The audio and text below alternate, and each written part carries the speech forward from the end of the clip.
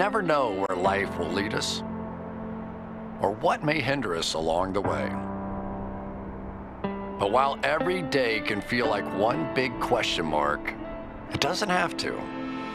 With the right insights, strategies, and solutions from Western and Southern Financial Group, together we can look ahead to leave the unknown behind. What's Pro Football Focus doing? Last week they had Brady. This week they got Brady. We're literally doing it differently from everybody else. As a matter of fact, moving forward from this point on, I will not make reference to PFF. Ready to get into it? Yeah. All right. We're going team by team. I would be very careful about slinging stuff. Am I going to get sued? We got legal on this? I like football season, all the things that go with it.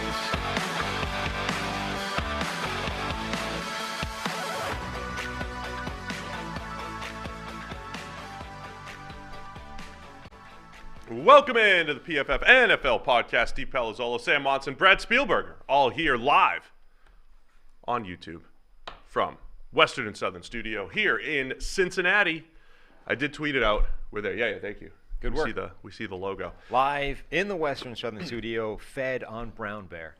We had Brown Bear. Shout out to Brown. You're really trying to get that Brown Bear sponsorship. I mean, look, I will do anything to get that Brown Bear sponsorship. That's some good stuff. Excellent local bakery here. Yeah. And they do have good stuff every day. If you're listening, one of the two people that works at Brown Bear, we appreciate you, and we're happy to push your products. And if not, we'll just continue eating it. Yeah. No, the hype is real. Yeah. You got to experience it today. Yeah. Brad, that's good. All right, we're here at day 2. So we're on Rodgers watch. Yeah. Rodgers watch. Us and everybody else. Distant cousin to Panda watch here. So we've got Rodgers. We've got Zeke watch as well. There is some buzz that Zeke Elliott is going to be released by the Dallas Cowboys at 3 p.m. today. Is that the official start of the league year? 4 p.m. Eastern. 4 p.m. They said 3 p.m. When Dallas people say 3 p.m. Central. Dallas, Texas time. Central time. It's ridiculous. Everybody speaking Eastern time, please. Everybody. So that's what we're doing here. Had a great show yesterday, breaking down day 1 of free agency. Day 2, other stuff happened. So let's get into it. A couple trades. We had Stephon Gilmore going to the Dallas Cowboys from the Colts, and Darren Waller. I mean, did anybody go back and delete my 10-minute segment on the Raiders needing to keep Darren Waller yesterday? We talked right after we finished our segment breaking it down, how we're like, Steve's going to be upset about this move. Very upset. They need to keep him. They need to have, put all the resources in, try to compete with the Chiefs, and then you leave the office 2 hours later, he's a New York Giant. So. Apparently the Raiders weren't listening to me yesterday. Yeah.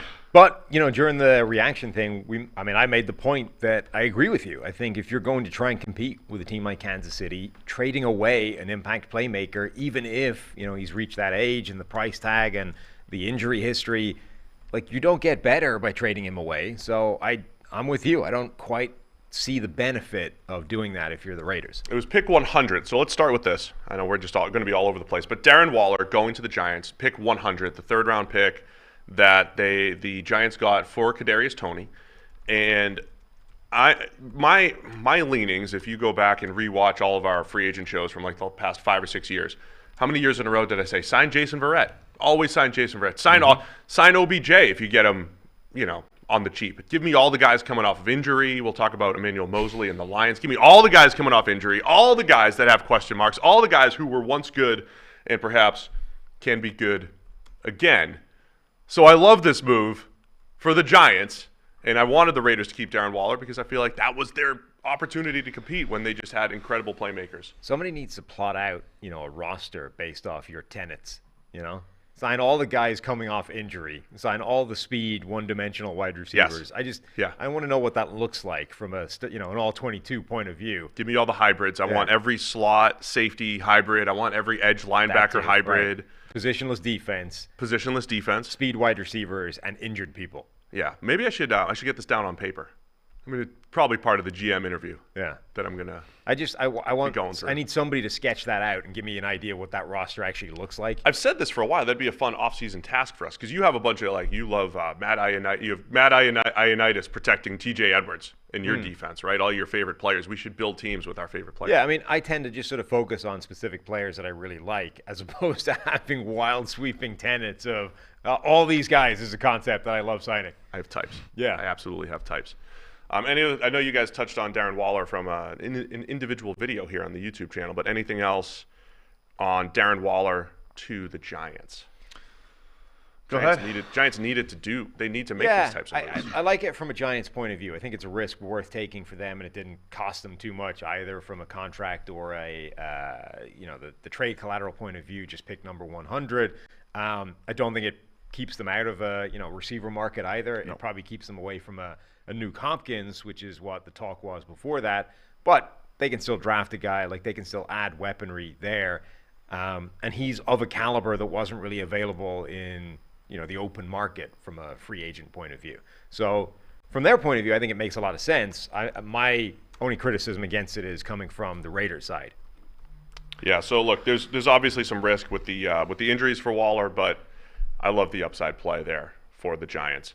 How about the Stephon Gilmore trade going to the Dallas Cowboys? Another one where I lean toward I would make this move. I'm good on this for the Cowboys because even though Gilmore's 32 years old, still could have some good football in him. And that cornerback 2 spot for Dallas was just a disaster last season. I think that's the big thing, too, is he was the top corner in Indy last year. Now you go with Trevon Diggs. You can maybe put him in more favorable matchups, things like that. Yes, he's old, but he was still pretty good last year. Sounds like he had a surgery, last year as well. Got healthy for the first time in a while. I love this move. It's less than $10 million in pay for one season as of right now. Dallas needed to do something. They might not get Odell Beckham Jr. after all, after courting him for months on end. I like this move a lot. Can you, Brad, from a financial perspective, what's the advantage to trading for players? Because the teams that we've talked about, like dead money, when you sign the player, the team that signs a player, they're always going to be on the hook for dead money and all that stuff. So is there an advantage to be had in trading for players when the signing bonus is essentially paid for?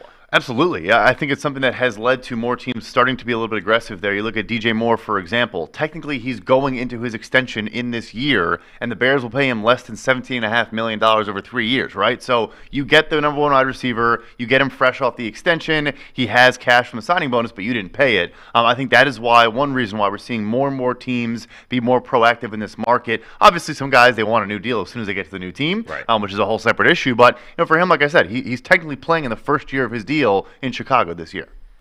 So you get Trevon Diggs and Stephon Gilmore on the back end there.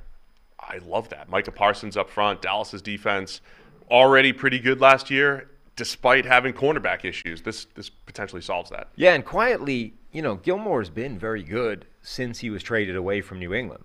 He's obviously been injured at times, but when he came back for Carolina in that sort of run of 300 snaps or whatever, he played pretty well. And then obviously in Indianapolis, he played well again. He had a coverage grade over 81 last season. In each of those 2 years, the passer rating into his coverage was about 80. That's almost 20 points at this point, lower than the average passer rating just across the board. So he is still, a very good, capable starting corner. And now he gets the sort of the James Bradberry boost potentially, where he gets to go to be the number 2 opposite a guy who's playing at a high level as well. And it sort of changes the whole dynamic. Now you don't have to be the elite number 1, drawing the toughest assignments, et cetera, and you can actually potentially get a boost by going up against weaker opponents every single time. Yeah, so I love that move for Dallas because there was a point where Stephon Gilmore was the clear-cut top cornerback in the league for about 3 years plus in New England. Not only the highest graded during that period of time, but in the most difficult, most challenging role, playing man coverage. So even a slightly declining Stephon Gilmore is still very good, as you guys have laid out. So the other news in Dallas, of course, is Zeke Elliott potentially getting released here. So how did we get here, guys? How did we get here to Zeke Elliott signing a crazy contract, 2019? Yep. And now released just a few years later. Yeah, the thing here is once the Tony Pollard franchise tag came in, you had to think this was a possibility. We've seen the running back market be incredibly slow. Basically, the only notable deal is David Montgomery getting 3 years, $18 million from the Detroit Lions. A solid contract, but obviously nothing crazy there. And I think once Aaron Jones took that pay cut in Green Bay, $5 million pay cut, that I think was a signal to Ezekiel Elliott, Joe Mixon, Dalvin Cook, all these guys that, hey, teams are probably going to consider cutting you if you don't take a pay cut as well. And I think Ezekiel Elliott maybe called their bluff in Dallas, and they're going with it, saving about $11 million there. You can't be paying 2 running backs $22 million in 2023. It just sort of highlights like how terrible that contract was. This is basically the first opportunity they have to get away from it, and they're doing it even though it's going to require, a bunch of dead money being eaten. He's technically only just sort of into the extension part of the deal. Like, this was just one of the worst contracts from a team point of view that's been signed in recent memory. Zeke Elliott is still only 27 years old somehow, and yet he feels like a 35-year-old broken down running back.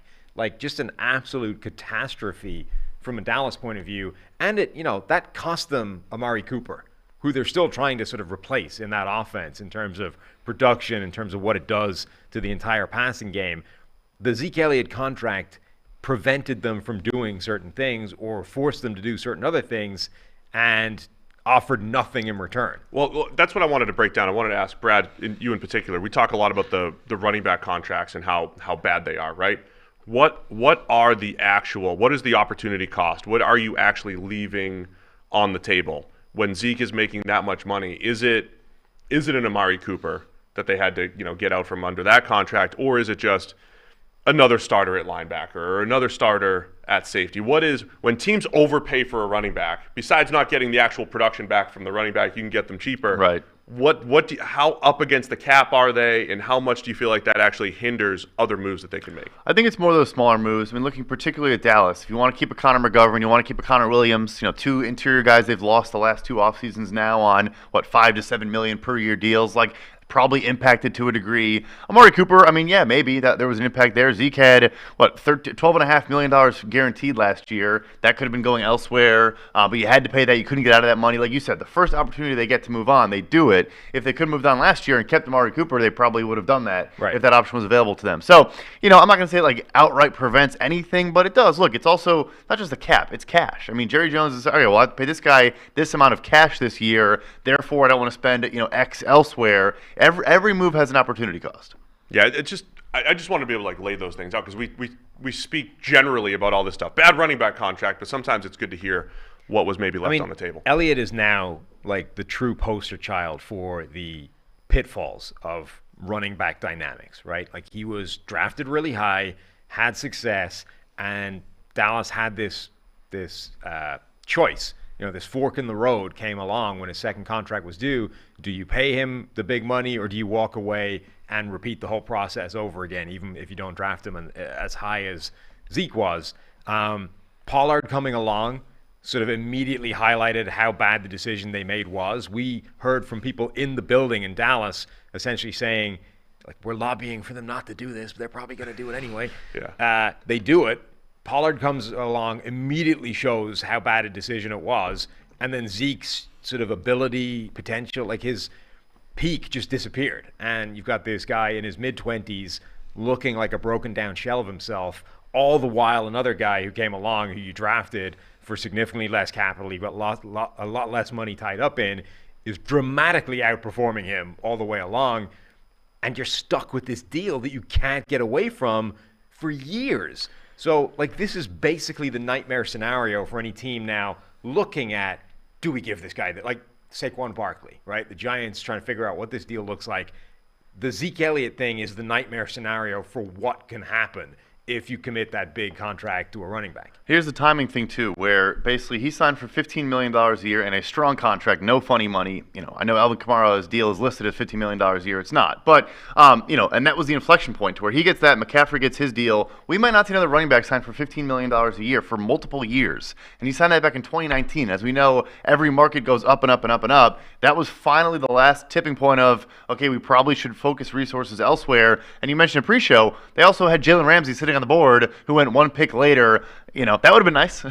So they picked Zeke at 4, Jalen Ramsey goes at 5, Jerry Jones somewhat famously Ronnie says, Stanley at 6, I think, too. Sorry, but yeah, there were good players there. And Jerry Jones makes a comment like, well, Zeke's going to touch the ball 20 times a game, and Jalen Ramsey might touch the ball 1 time a game. I mean, a cornerback, right? You can honestly argue, start to finish, that this is a masterclass in how to mismanage the running back position. From drafting him higher than he should go, because from day one he's already being paid like an all-pro, and it cost you an all-pro cornerback or an all-pro left tackle or whatever you want to do. So step 1 was wrong. For two different reasons, it was wrong. It was too high from a contract standpoint, and the opportunity cost was like all pro players at more important positions. And then they like doubled down on the wrongness by extending him to the monster contract, which saddled them with this deal for years. Like, this is, when did he get drafted? 2016. 2016. This is now 7 years of mistake at one position. The worst part about it, though, is they were fooled into thinking that Zeke was the catalyst because they were good in 2016. Right. Remember, they made the playoffs in Dak's rookie season when it's like, well, actually going from the previous year where Matt Castle was starting games for you and Tony Romo was hurt to you found Dak in the 4th round who played great.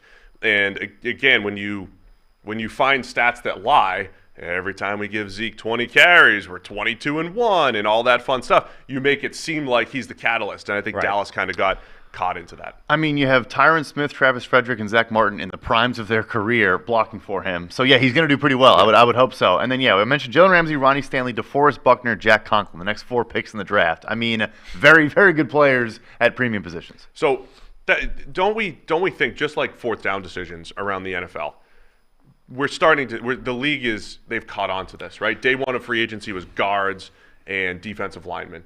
The trend in the league is understanding that the offensive line and the scheme is probably creating those yards for running backs, that you do want to be able to play the run with defensive tackles that can play in can 2-gap or can shed blocks and make plays with a 6-man box and all this stuff. Like, the league's realizing that, and they're not paying the running back. So after all these years of hammering it home and a few teams kind of being smart to it, we're closing in on 32 teams maybe being smart to how the market should be playing out. And I do wonder if, the follies, like the mistakes, the cautionary tales are starting to hit home. Like Todd Gurley, that breakdown and disaster of the end of his career, the Zeke Elliott thing of 7 years of error essentially at the mismanaging that position. And this is not to say that either one of those guys was a bad player. Like, Todd Gurley in his prime was great. Zeke Elliott at his prime were great. The point being, it's just not worth the allocation of resources because Tony Pollard, who you drafted, in a completely different spot, is also great. And if you had 3 All-Pros paving the way, almost anybody is going to look great in that scenario. So I think as much as, the league generally is getting more sophisticated and aware of analytics and data and all these kinds of things, it's also the sort of specific case studies of like when it goes wrong that is going to help make that case for you as much as anything. No, 100%. I think it's a good point to talk about. The market reset has happened. I mean, it's a dramatic thing. And I will say this, though. I now think we are approaching maybe not right now, maybe next offseason, an inflection point to where I think we're still going to hear from the league, okay, so these guys are at their best on their rookie contracts, so we can draft them relatively high, and then won't extend them. Yeah. I think there's going to be a point where, okay, look, I'd rather give David Montgomery 3 years, $18 million than spend a top 50 pick and not use that elsewhere. Like, there will come a time where there's an inflection point of, I'd actually rather do a mid-tier signing on a guy that is solid. Yeah. And, Bijan Robinson's special talent, I get that. But, you take him top 15 as opposed to just, look, Rashad Penny's going to Philadelphia for $1.3 million. Like, there's a point where maybe it actually tilts towards, again, shorter term, not go 6-year extension like Zeke, but sign a guy that's solid for 3 years. There might be a middle ground there.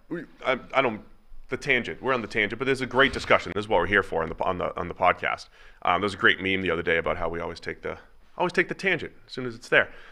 Because you've done a lot of work, Brad, on draft value, and obviously contracts inside and out. Where is the value actually in the draft? Because you and I have theorized.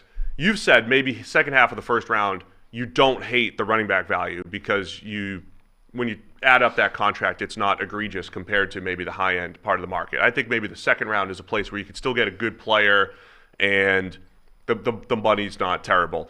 Is it as simple as don't ever take a running back until day 3 or round 3 or beyond? Like, is there actually a sweet spot in the draft where it makes sense from a production and financial standpoint? So I do think first context is everything, but for me, the 5th-year option kind of makes the first round a bad pick, right? You want that extra flexibility and extra control on a player with that 5th-year option, and getting that on a guy at a premium position goes a long way. So yeah. I probably wouldn't take one in the first round. So it's the opportunity cost of another position's 5th-year option versus the running back. So you mentioned, for example, Zeke Elliott comes in the league immediately as a top 5 paid player at his position. Saquon Saquon Barkley, when he was drafted, was the 5th highest paid running back in the NFL on an annual basis. The next year, Nick Bosa gets drafted 2nd overall, was the 37th highest paid edge rusher in the NFL. Both of those guys, the first couple years were the best player or one of the best players at their position, no question about it. But you're getting 0 surplus value on Saquon Barkley. You're getting $20 million a year of surplus value on Nick Bosa. So that to me is the opportunity cost. But yeah, 2nd round. Look, I mean, Breece Hall, Kenneth Walker.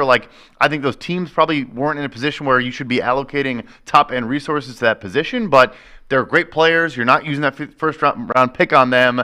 I would probably wait till around pick 50 or so. But yeah, I'm not saying you have to wait till day 3, but you can find good players there. I think Bijan is going to be a really interesting, test in all this. It does seem like the league is getting better at this kind of thing. They're moving towards the kind of areas that we've been talking about for a long time. But Bijan Robinson is the best prospect we've seen come along for a long time, and the kind of guy that in a quote-unquote normal year, if you sort of take away all this information, would be like a top 5 draft pick, right? A guy that is going where Zeke Elliott gets drafted or Saquon Barkley gets drafted. So it's a really interesting test case of, has the league smartened up and changed their thinking that much, or have we just not had a Bijan Robinson come into the draft for a couple of years, and as soon as one of those guys is available in a strong running back class, so it's not like he's just a superstar and then beyond him there's nothing. There's a lot of good running backs in this draft, but is a guy that good enough to propel the to just reset everything and say, no, he's going top 5 anyway because he's that good? Or no, we have learned, as good as this guy is, we're not taking him until 22. I'm back and forth on it. I think the league is smart enough on the market because it's easy to run that analysis. Here's all the running backs who got second contracts, and here's what they did. Right? It's pretty clear cut. That is easy analysis to hand to the GM and say this never works. First round running backs, there's still a lot of people who say, well, first round running backs are the guys who get the most yards. They're the guys who get the most touchdowns. They're the guys who get the There's still that type of surface level analysis happening. Here's the other part. I'm with you on the David Montgomery. Give me that 3-year mid-tier contract all day. But there are Jets fans and Jags fans who remember games where Breece Hall had the big run, right? The breakaway run that won the game, where Travis Etienne has these breakaway runs that flip the field. And I think the NFL believes like that too. Having the explosive playmaker versus the David Montgomery who's never going to get a carry above 15 yards. Even though he's good and he's going to break tackles, I think they still value the explosive playmaker. And that part I kind of get. And if you give me that guy maybe in the second, I feel like maybe you could justify it more than, say, the David Montgomery types. I think that's fair. We've done research. This is Ben Brown, one of our great data scientists. I think 60-something% of drives that ended in a touchdown had at least one explosive play. You need to break off that big gain. That would be 15-plus yards or 10-plus yard rush. Like you said, David Montgomery is going to get you 4 yards a carry. It avoids negatives very well. He's not breaking off a 50-yard carry for you. So that plus the receiving thing. I love this discussion. I do want to say, breaking news, Darius Slay is getting cut by the Philadelphia Eagles. I think I had to mention that. That's big news. All right, well, let's reset. That is good. Well done there. Well done. You were holding on to that for a couple minutes. Let's circle back to Darius Slay after I remind you that the PFF NFL podcast is sponsored by Western and Southern Financial Group. While you focus on your roster moves, Western and Southern helps advance your money moves. Buying your first home, planning to start a family, wondering how to make your money grow? Well, Western and Southern's playbook of life insurance, investment, and retirement solutions helps you rest assured on game day. Team up to understand needs and address goals with a game plan built just for you. Get started at westernsouthern.com/PFF. That's a perfect segue, actually, Brad, because James Bradberry, the other corner on the other side, re-signed with the Eagles just yesterday. I am a huge fan now of this specific experiment because, a lot of the time when a guy changes things, there's almost always multiple confounding factors, right? And it's very difficult to get a clean read on, did this change make a difference or did 7 other things influence this, and you don't actually know whether. Now, remember, James Bradberry shows up late last season. They pick him up for pennies on the dollar after the Giants had to cut him as a cap casualty. And all of a sudden, James Bradberry goes from being the number 1 corner on not a great team and struggling to the number 2 corner on a great defense with Darius Slay on the other side. And all of a sudden, Bradberry leads the NFL with the lowest passer rating into his coverage. Looks fantastic. Has arguably a career year. Looks great. We now are like, now he's going to go to another team and you're not going to figure out what that looks like. Well, now Bradberry's re-signed to what should be a great defense again, and Darius Slay's leaving. So now we get to figure out how much of it was the defense overall and how much of it was literally the easier assignment by Darius Slay being the true alpha, the number one guy in that defense. It's a fantastic, control experiment here. I don't think the assignment thing plays here, though, because they don't play man. They don't match up. It's not an assignment thing. James Bradberry didn't have an easier role than Darius Slay. They play sides. They're just cornerbacks. This isn't matchup basketball anymore. No, but I still think you end up with a more favorable matchup on that side than the side that Darius Slay played. Maybe. I mean, there's definitely something to that. I mean, I think from an Eagles standpoint, though, it's all right, I thought last year, how many times have I raved about their process last year? You already had Darius Slay.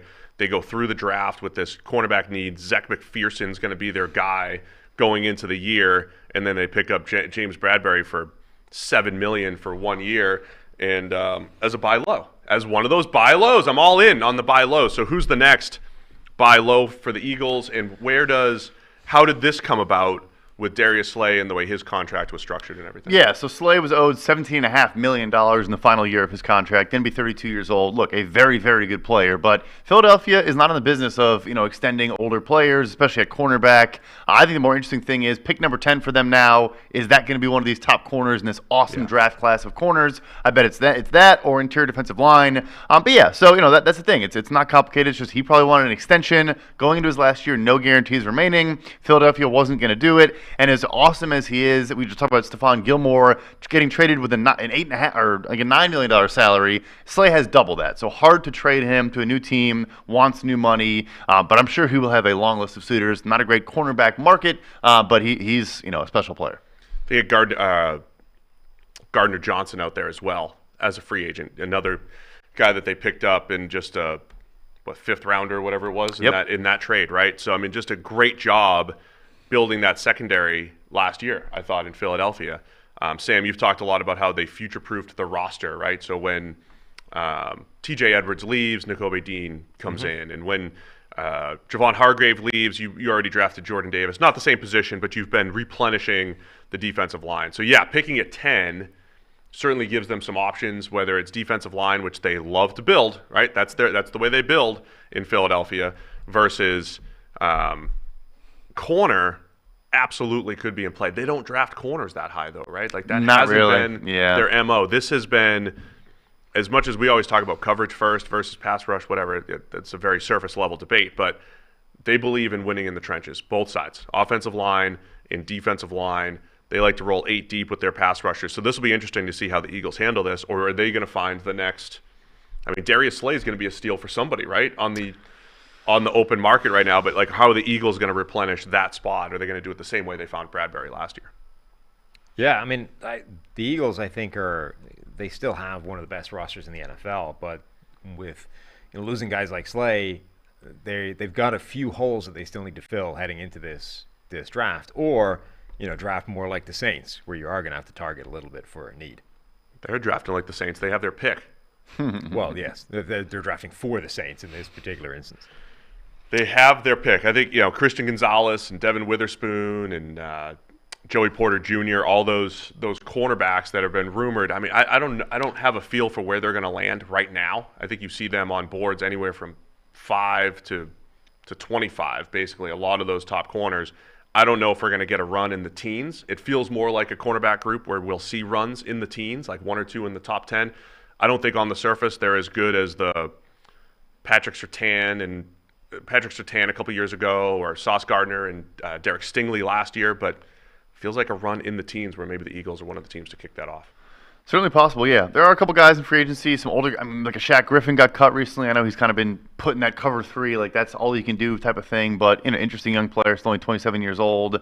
I know Rocky Sin's kind of a true press man corner, probably not a great fit for them, but there are some options out there. Shaq Griffin's interesting because that's the Bradberry move, right? Bradberry was coming off of a down season. It's the buy low. Yes, that is a buy low at a position. And it's not just buying low, because I would do that at all positions, but at corner, where we know that type of production fluctuates and might be scheme-based and all that fun stuff. So thank you for the breaking news there, Brad. I see sometimes, you're on your phone talking to people and everything, so if you have any other news that you want to break. Trust me, I'm doing my best. I'm trying. Yeah, try to get something going here. Are we ready to talk Rodgers? Let's not talk Rodgers yet. Other moves that occurred within the last 24 hours. Byron Murphy signing with the Minnesota Vikings, cornerback formerly of the Arizona Cardinals. Interesting move as Brian Flores comes in as defensive coordinator. We know Flores is going to play a lot of man.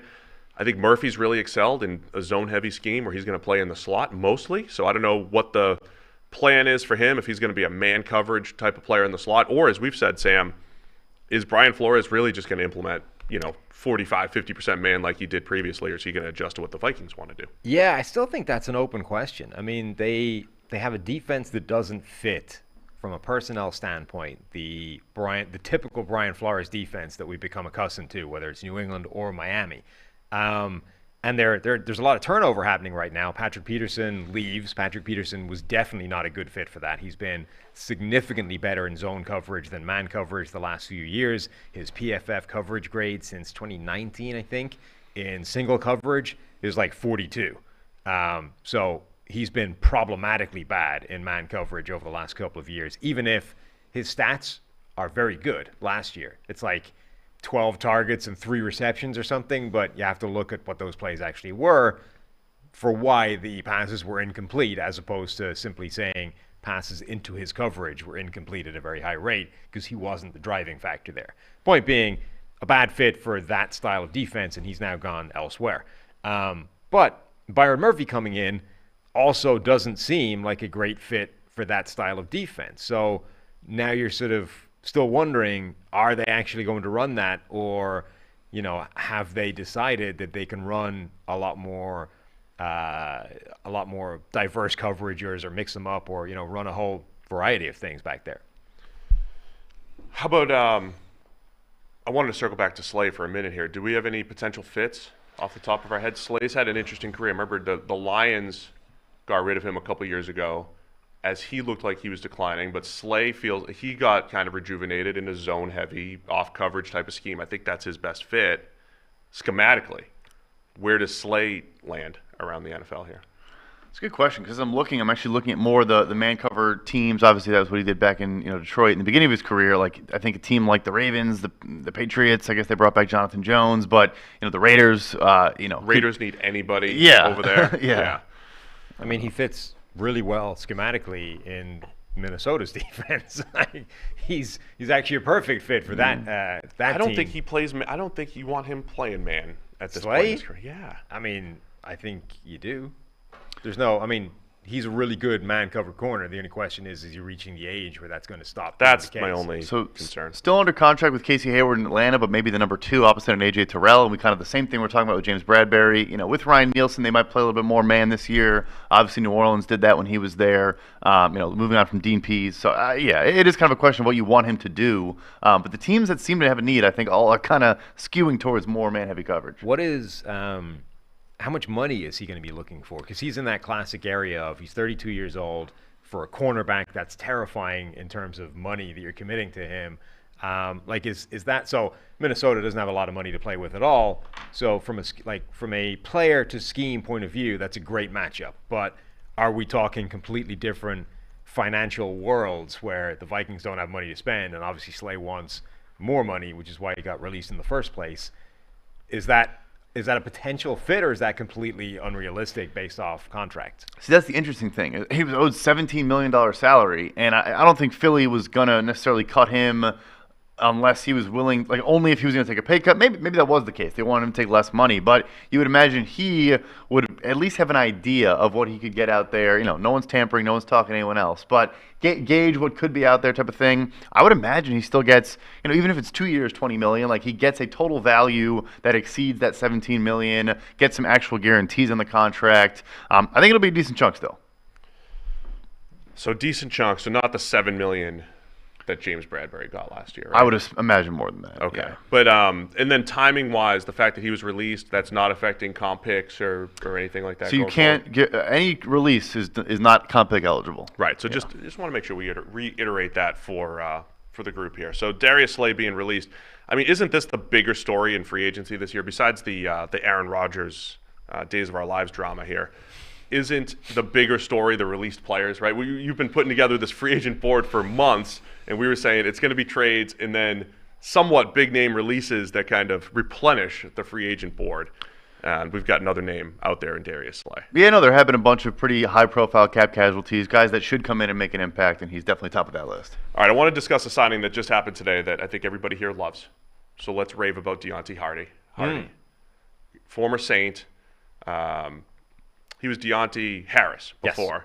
Yes. But Harty missed last year with the Saints, got replaced by the great Rashid Shaheed.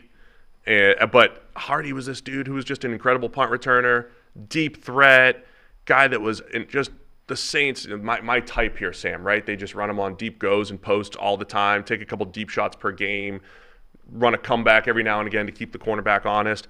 Harty signs with the Buffalo Bills to be their wide receiver 4, deep threat type of player, and boy, do I love it. Yeah, I do as well. Bills Mafia is very on the fence over this. Why? Well, because in his entire 4-year career, he's got 73 catches and less than 1,000 yards. Like for what? I'm just getting 18 yards per catch, probably. 12. Oh, that's because the jet sweeps or something probably Yeah, offset it. Pop passes, yeah. Yeah, those don't even count those. Count those as runs, and then it's 18 per catch. Okay. Also, Let's give more 2 stats. catches last year. So, like, it makes sense. There's reasons to be Think scared. about the upside. He's 5'6", 170 pounds, and has been injured. Like, this is a thing, and he's not being paid insignificant money. It's like what 13. 9.5 over 2 is the base value. 9.5 over 2. Still a good chunk. Right, for a guy that played, that had 2 catches last year. Yeah. So I get it. But you're right. Like the reason to be excited about this is he's so good at a lot of things. He is that really legit deep threat. He's also really legit with the ball in his hands on short area stuff, which is why that average per catch is not actually that high. He had 13 broken tackles on 28 catches in 2020. He had 6 broken tackles on 36 catches the next year. Like, he's dynamic with the ball in his hands. Also, I forget which year I was doing this. I think it was 2021, where I was looking at wide receiver performance against a variety of sort of different things, whether it's press coverage, whether it's true man coverage, whether it's outside alignment, inside, all this kind of stuff. And the names at the top were the guys you would expect them to be. It was, A.J. Brown and Michael Thomas and Stephon Diggs, or not Michael Thomas, Jamar Chase and Stephon Diggs and Justin Jefferson and blah, blah, blah. It's like a who's who of elite receivers.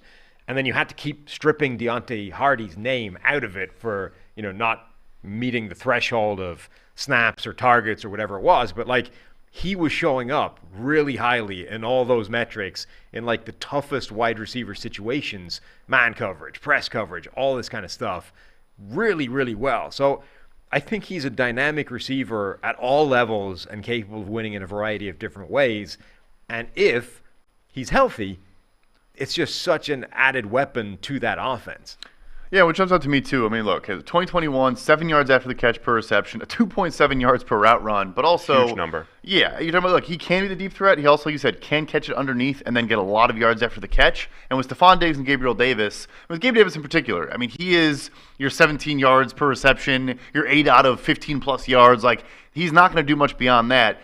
Harty can feast over the middle, or just even on the outside, just on the shorter intermediate routes, get the ball out of Josh Allen's hands faster. I think there's a lot of value in that alone. Also, by the way, like let's not overlook the giant upgrade he's getting at quarterback now, because this is not a guy that really benefited from any kind of Drew Brees boost in that offense. Like, when his career essentially runs the final days of a broken down noodle arm Drew Brees who couldn't really get the ball in a bunch of different ways, Taysom Hill when that was a thing, Teddy Bridgewater for a few games when that was a thing, Jameis Winston, and Trevor Siemian.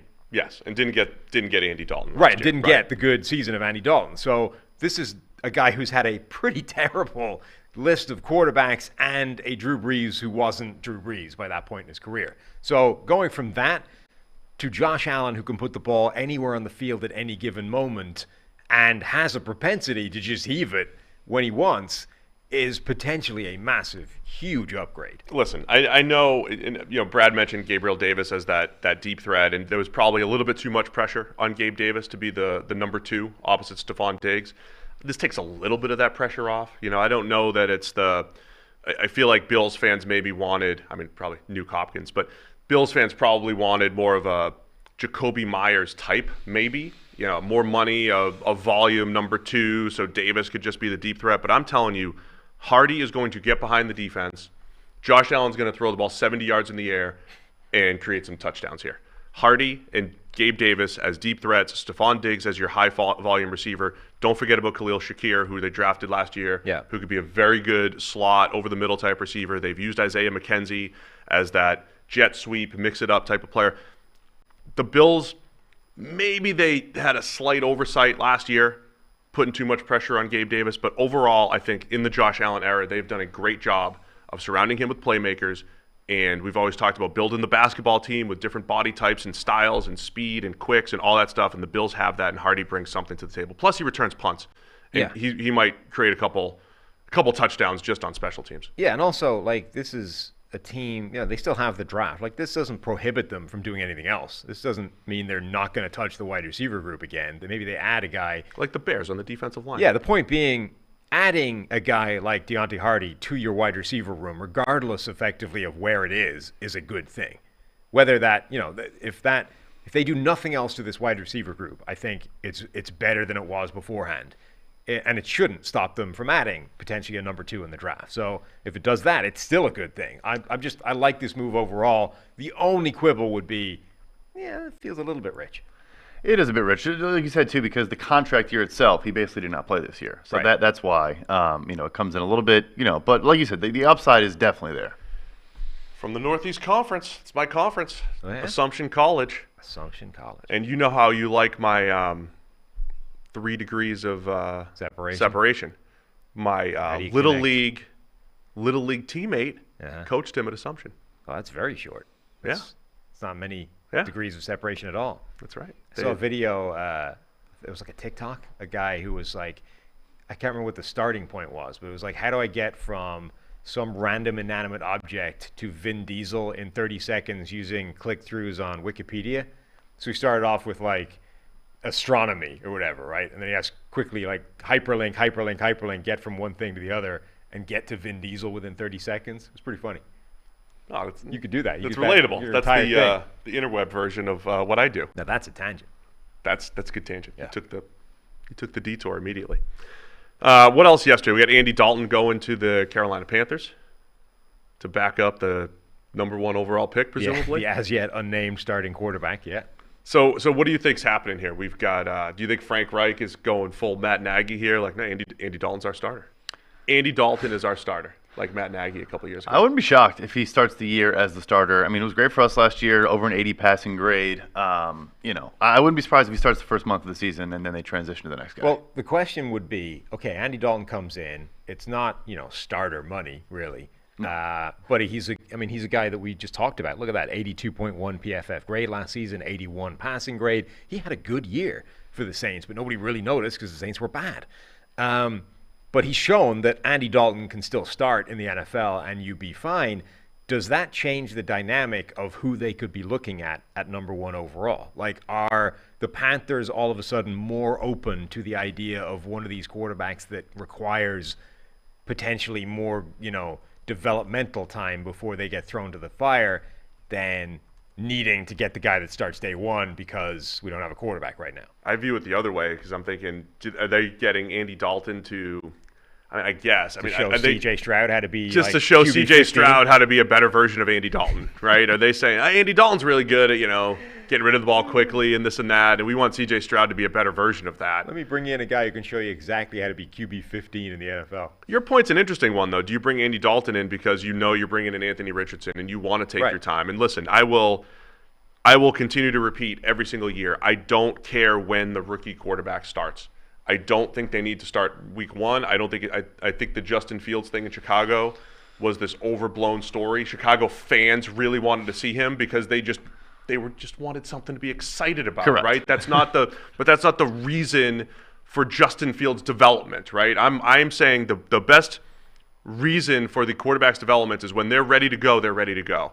And if you bring in Andy Dalton, look, this could be like the poems we were talking about off air. We're looking into this too much. They just signed a good backup quarterback, or they're thinking Dalton will hold the fort for Anthony Richardson, who we're going to let take his time. I'm also, by the way, not convinced that any of the options at number 1 overall need time to learn before they get put out there on the field. Like it's a case of if they think that's true, maybe that. Like to me, I don't see there's a reason why Anthony Richardson can't start day one.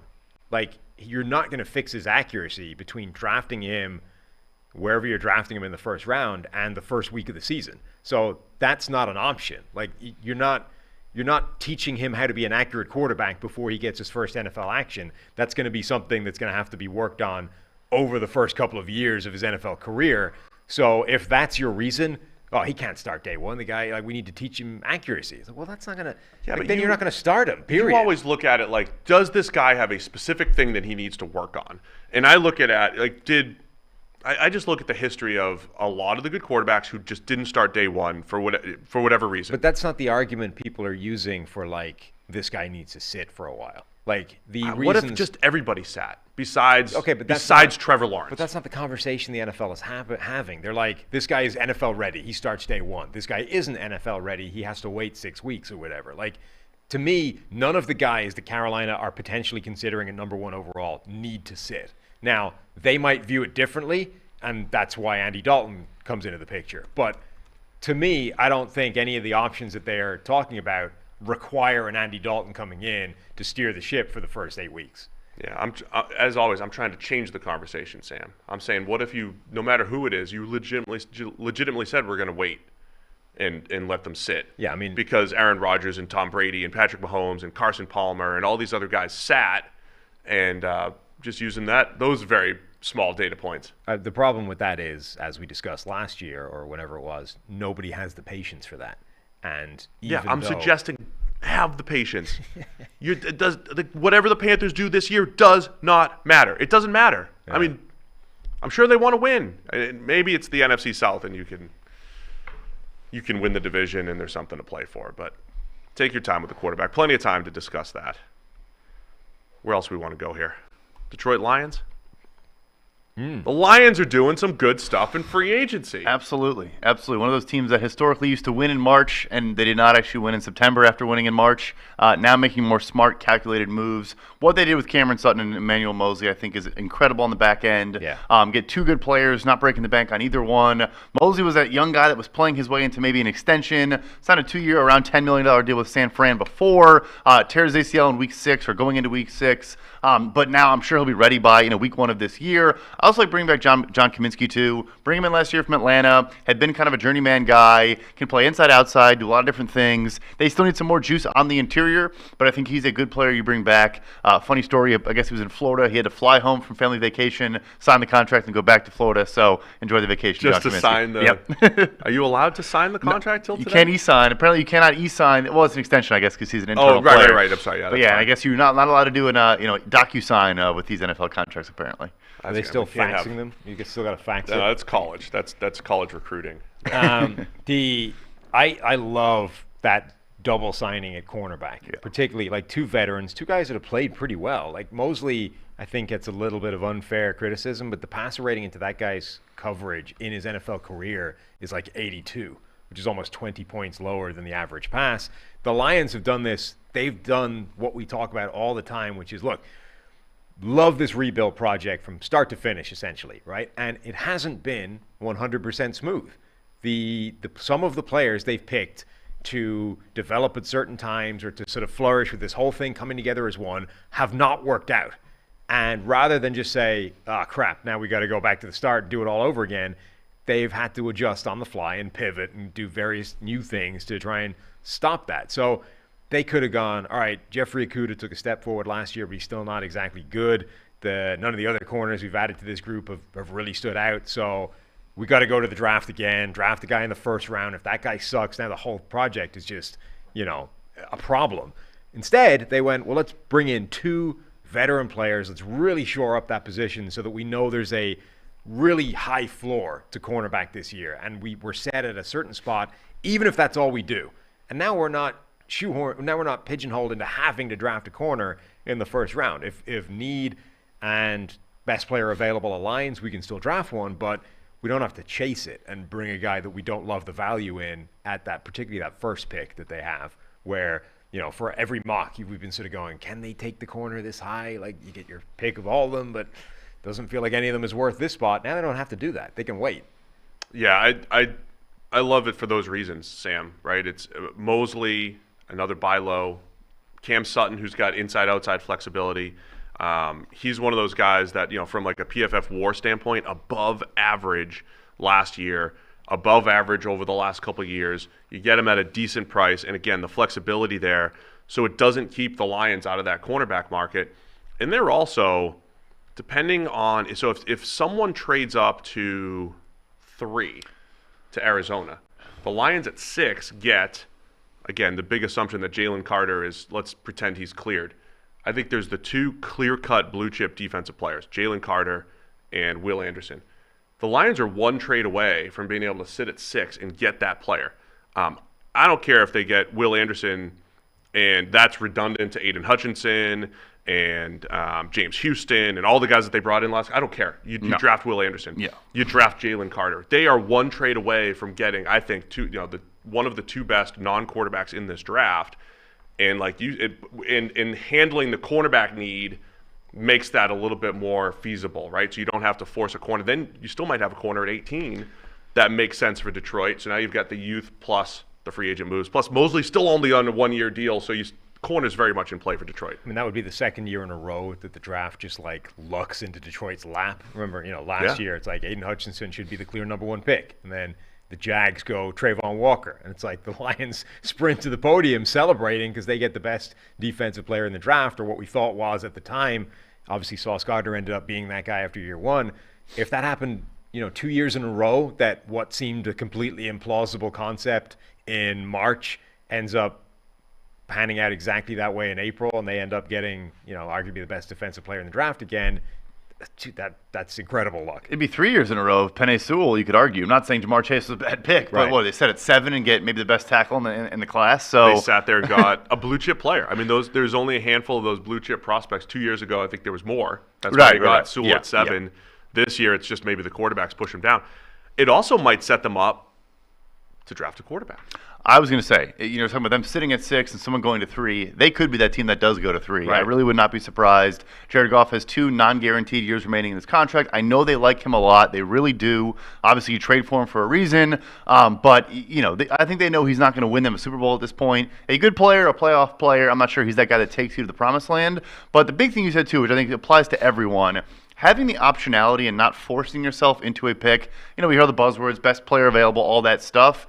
To a degree, you are going to address needs, but when you have a glaring, obvious, we must take this position type thing, it's a bad way to go into the draft. Now, at 6 and 18, they can do whatever they want.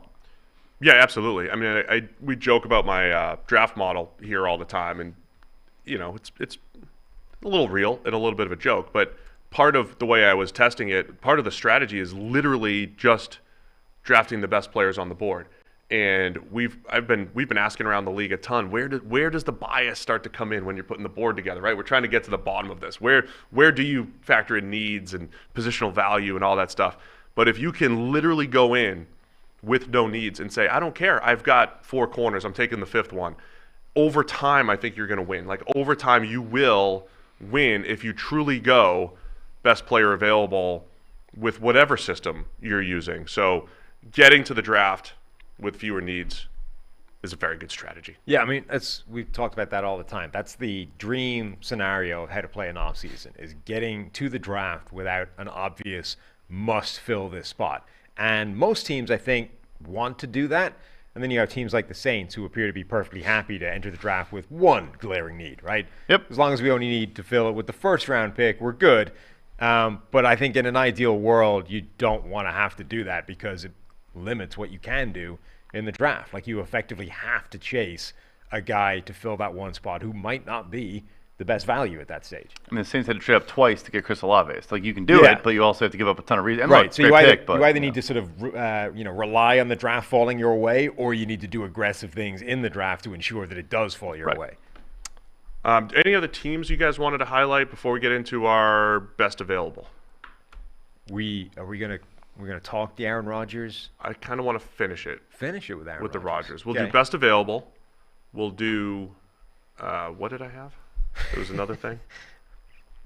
Best available. Winners and losers after day 2. Do we have another winners and losers? Kind of like wrap up, and then we'll talk about the the marriage of the 2022 Packers and the 2022 Jets, and how when you take those two teams and merge them together, you take 9 wins over here, or 8 wins over here, and 7 wins over there, and you get it's a 15-win team. That's what they're trying to. That's what they're trying to. I'm just doing the math here. I see. Just trying to do the math. That's the plan. Best available over at PFF.com. We've got our 100 best available remaining free agents. A lot of big names on there, from Odell Beckham Jr., Orlando Brown Jr., Darius Slay, Levante David, Chauncey Gardner-Johnson, who we mentioned a little bit earlier. Who stands out on this list? What are we expecting here? Chauncey Gardner-Johnson is interesting for sure. As we're talking about Darius Slay, do they make this move because they're trying to save some money to extend him in Philadelphia? I'm not saying I'm thinking that's what's going to happen, but maybe that is part of the reason for moving on there. Yeah, Orlando Brown Jr. stands out, I think, as one of the big names to see where that goes. The tackle market has been pretty interesting so far. Orlando Brown, a really fascinating player. He's got shown now that he can play right and left tackle to basically the same level. Good, not great.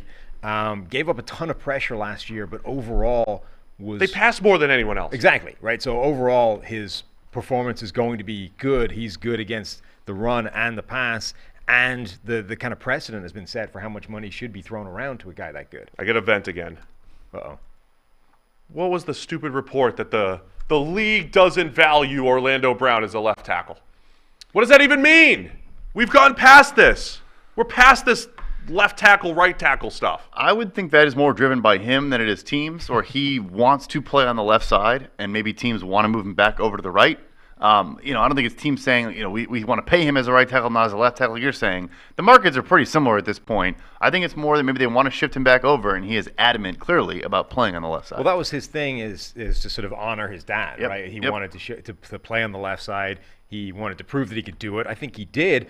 I don't see why you would necessarily want to move him back to the other side, since his performance is effectively identical on either side. I mean, his PFF grades have been insanely consistent between 73 and 76 overall for the last 4 straight years. Pass blocking is basically in exactly the same area. Stats are the same. Like, nothing changed. Run blocking is the same in across 2 completely different systems. A run-heavy system in Baltimore with Lamar Jackson at quarterback, to a pass-heavy system in Kansas City with Patrick Mahomes at quarterback. Yeah, so the only thing that changed is his total number of pressures spiked, which, as you say, is entirely driven by the fact that the Chiefs pass the ball significantly more than the Ravens do. Right, which is why I always suggest use the pass block grade, not the pressure totals, to define these guys. Certainly don't use sack totals, because that's on the quarterback. But even though he gave up 58 pressures last year, it is because of the volume.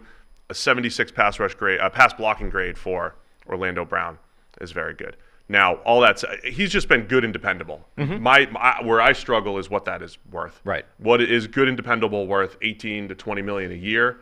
I assume that's what he's hoping to get. I think he probably wants more than 20, but I think now you're looking at 18 to 20 based on how things are playing out. Yeah. That's where it might be more reasonable. It is interesting though that Kansas City wanted to let him walk. Right, when they made that trade, they thought they were paying for certainty. I think they got their certainty for 2 years.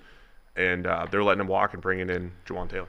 That says a ton. That you're bringing a different guy who never played left tackle, giving him the 20. Orlando Brown would have signed 4 years, 80 with 60 million guaranteed in a heartbeat, right? So you're giving him the contract that Orlando would have taken. You're putting him on the left side. I think it says a lot when they do that. The other teams are saying, why is Kansas City so comfortable doing this? Kind of, red flags go up there. And the other thing is, like, the first half of his season last year was not good. I mean, I did our offensive line rankings every single week, and I had former offensive linemen in the NFL, because one of the parts of that article was sort of highlighting a weak link for every offensive line. And the Chiefs started off, I think, with Andrew Wiley, and then it was Trey Smith for a few weeks. And I was getting DMs saying, Orlando Brown is the weak link on that offensive line right now. And he probably was for a couple of weeks. But midway through the season, he kind of turned it around. He had 3-4 games with a 90-plus pass blocking grade and sort of bounced back. But, if that stretch was sort of problematic or an indication of how bad it can get when you don't get the high-end version of Orlando Brown's play, like, that could spook some teams. One of the most difficult things when putting together free agent lists is how to handle veterans, guys that are in year 8, 10, 12. I'm on record as also saying, Sam, when we're building our team, we're going to sign Melvin Ingram every single year. or Justin Houston. They're at 27 and 28 Yep. on the list. A guy like Taylor Lewan, I mean, that's the other thing too. Lewan coming off of his injuries, he has been like Orlando Brown as far as level of consistency, that 70s, low 80s type of grade year in, year out, but he's in year 9 or 10 in his career, closer to 10 now. Does he have a market maybe on the cheap? Isaiah Wynn still out there at tackle. And then you have those veteran linebackers, the Levante Davids and Bobby Wagners of the world. With Tremaine Edmonds making all that money, how much do you just, do the 1 year Bobby Wagner, 1 or 2 years of Levante David? Those dudes can still play, especially for teams that have championship caliber or championship aspirations and might have a hole at linebacker. Yeah, I think now we're getting there too, where like the big waves have happened. You start talking to those guys, friend of the show, Taylor Lewan. I guess more relatively, not about breaking news, but Jordan Schultz at the Score. So the Eagles are trying to secure a long-term deal with Chauncey Gardner-Johnson. So I think that is the indication with moving on from Slay. We're going to reallocate those resources elsewhere in the secondary. The other interesting name available, I think, on the offensive line is Isaac Seumalo. Coming from that Eagles offensive line, the best offensive line in the NFL last year, has experience starting at both guard spots, was really good last year at right guard. But how much, that's another one of those things, or how much does the environment matter? How much does best offensive line coach in the NFL, best offensive line in the NFL, and a system that at this point is probably helping out their offensive linemen to a degree? When you strip all those things away, how valuable is that guy in isolation? It's a good question. I do think, like you mentioned, the ability to play both sides is huge, though. He's graded very well as a left guard and a right guard. Little injury, history and concern there, but nothing crazy. I'm kind of surprised he's not come off the board yet, because the interior offensive linemen have done very well so far. Yeah. See Ben Powers get $13 million a year. A lot of guys, him, Dalton Risner. We're still waiting on a handful of those guards that I think should do pretty well. How about all these top 10 free agents being Eagles?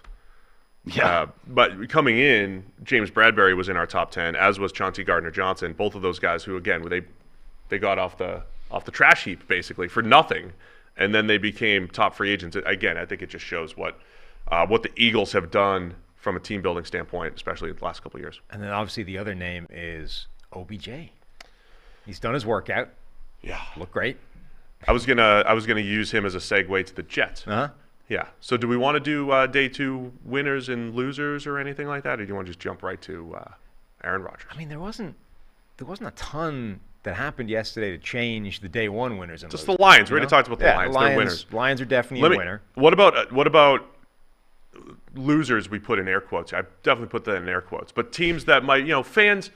Eli back there.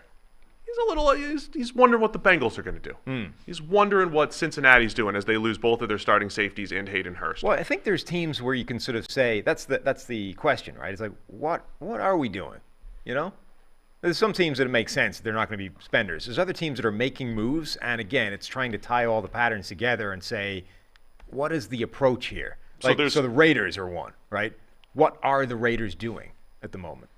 I know what they're doing. They're trying to get better. Yeah, well, everybody's trying to get incrementally better. Jimmy Garoppolo, Jacoby Myers, they're getting incrementally better. Over I think what? a better question is what the Patriots are doing. Well, hang on. Incrementally better. So last year, they had Derek Carr and theoretically Darren Waller, or at least Darren Waller was on the roster heading into this year. Now, they have Jimmy Garoppolo and Jacoby Myers, but not Derek Carr. Is that better? Well, incrementally worse. We know now that Josh McDaniels was not invited to Darren Waller's wedding. We do. And we know that there was is she in the Kelsey Plum. Kelsey Plum. I don't follow the very WNBA, good player. She's very good. She was quote tweeting that Josh was mad that he wasn't invited to the wedding. So there's more to it, the Darren Waller trade. So they shipped him out. So Josh is back at it again. Being a people person as a head coach over there in Vegas. Real people person. Yeah, I thought things would go different this time around. It's not looking like they are so far. I would just say if we're going to talk winners and losers, I'll throw a couple in there, not massively, but we mentioned Stephon Gilmore. I also like Dallas retaining Donovan Wilson and Leighton Vander Esch, both I think fair deals, good deals. And then Pittsburgh under the radar, a team that does not really venture into free agency, but getting Larry Ogunjobi back on a 3-year deal and bringing in Cole Holcomb. They need to do something at off-ball linebacker. Last offseason with Devin Bush and Miles Jack. Holcomb's a pretty good player. He got hurt this year, but a true 3-down guy, can cover pretty well. A good mic in that system, I think, will work out very well. So for a team that doesn't really venture into free agency, Pittsburgh does these little mid-tier things, and it tends to work out for them. Just to finish up the Waller thing really quick, I was pushing for them to keep him because I tend to ignore injuries. I tend to forget injuries and think about what's the upside play here, right? Most teams care about injuries, and they're like it. I don't think it's the Raiders surrendering or anything like that by trading Waller for a 3. I think they're fine. I do want to talk Bengals and Patriots really quick before we get to Rodgers, though, because the Bengals lose Von Bell and Jesse Bates to free agency at safety. They lose Hayden Hurst. And then that's kind of expected, though. They have to pay Joe Burrow and Jamar Chase in the next couple of years. They got to figure out T. Higgins. Certainly one of them. I mean, Bates was always gone. Losing Von Bell at the same time, Lou Anarumo is quoted as saying that would be a very dark day, if it came. And since it's happened, the sun was out yesterday here in Cincinnati. Yeah, well, since it's happened, all the Bengals beat reporters have been like, "So, what's it like on this really dark day?" And he's, we'll make it work. But losing both of them, I think, is a potential blow. Obviously, one of them is theoretically future-proofed again with the signing of Dax or the drafting of Dax Hill. But losing both could be problematic. What can the Bengals, from a cap standpoint, actually keep Joe Burrow, Jamar Chase, and T. Higgins for the foreseeable future? Their cap is fine. It's not a cap issue. It is a cash and escrow and contract structure and guarantees. That is the actual issue. Their cap is very, very healthy. They've done a phenomenal job in bringing in, Mike Hilton, Trey Hendrickson, Chidobe Awuzie, good value free agents on strong contracts for the club. It's not a salary cap thing. It's a, how much cash is the owner willing to spend. Also, we mentioned all the guys they lost. I thought Jermaine Pratt was a goner, but I think another very fair deal for the team, about $7 million a year. A good early down linebacker, thumper. I think a good fit in that defense with the other, Logan Wilson, the other guys they have. I thought that was a good retention. That's a really nice re-signing. He's kind of the poor man's Tremaine Edmonds this offseason, a guy more coverage slanted than run defense, coming off a career year. All the sort of elements of the Tremaine Edmonds thing exist for Pratt, just on a slightly lower level. I think getting him back for pennies on the dollar relative to Edmonds is a great deal for them. And then I just wanted to touch on the Patriots really quick. They re-signed Jonathan Jones pretty quickly at cornerback. And then other than that, it's been bringing in Calvin Anderson as a swing tackle, maybe competing for a starting job. Riley Reif, swing tackle, competing for a starting job. We've talked a ton about the Justin Herberts and Joe Burrows and all these first contract quarterbacks and Fields and how the Bears are going all in with Fields, right? Draft capital and receivers and all that stuff. I know Patriots fans were waiting for receiver one. When are they going to trade for Nuke Hopkins? How are you going to build around Mac Jones? Still never flashy in New England. Never flashy worked really well when Tom Brady was your quarterback. But do they have to become flashier? Tie them to Houston as well, because obviously Nick Caserio is now in Houston, and they're running the same playbook, which is you're making all these moves 35 through 45 on the roster, but the first 35 guys on the roster aren't good enough to do that. Those moves look like the sort of Patriots genius during the glory years when you have the nucleus of a championship caliber team already, but when you don't, it's are we even getting better here, or are we just changing the decor? What's interesting to me, and yes, it is still early, but that we are used to the Patriots not doing much, but we saw a couple years ago them go crazy in free agency and a ton of players on big contracts. Obviously, they've now traded Jonnu Smith. A lot of those deals have not worked out, but we talk about a lot. The quarterback going into the third year of his rookie contract. We're seeing the Bears go crazy like we've seen all these teams in the past.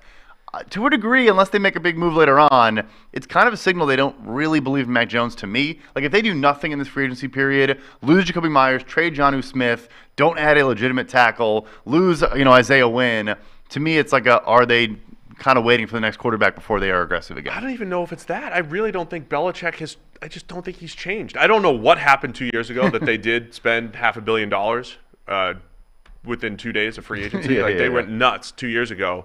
But it didn't it hasn't. They're not cash strapped right now. Not at all. They have a ton of money. Health. Yep. I don't know if Belichick just changed it. The year that Brady just left the building, they just traded down in the draft and didn't look at quarterbacks and drafted a safety in round 2. It was just business as usual, and it remains business as usual when they probably have to make some more drastic moves. Well, the only thing that would be a signal that they don't really buy into Mac Jones would be if they don't do anything significant to find a true number one receiver in that offense, because obviously there isn't one in free agency. Myers was the best guy available and he was leaving New England.